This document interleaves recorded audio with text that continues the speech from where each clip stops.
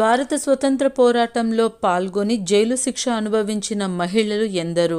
కానీ జైలులోనే ప్రసవించి బిడ్డకు జన్మనిచ్చిన మహిళామణి దిగుమర్తి జానకీబాయమ్మ.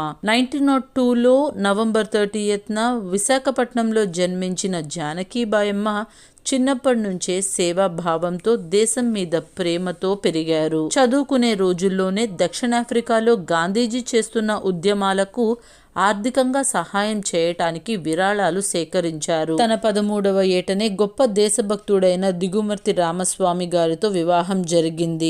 దంపతులిద్దరూ ఎన్నో స్వతంత్ర ఉద్యమాలలో పాల్గొన్నారు. ఇంటర్మీడియట్ వరకు చదివి తరువాత శారదా నికేతన్లో పనిచేశారు. గాంధీజీ చేపట్టిన రౌలట్ యాక్ట్, కాంగ్రెస్ మహాసభల్లో కార్యకర్తలుగా పాల్గొని 1929లో ఢిల్లీలో జరిగిన మహిళా విద్యాసభలో 1930లో ఉప్పు సత్యాగ్రహంలో కూడా పాల్గొన్నారు. బ్రిటిష్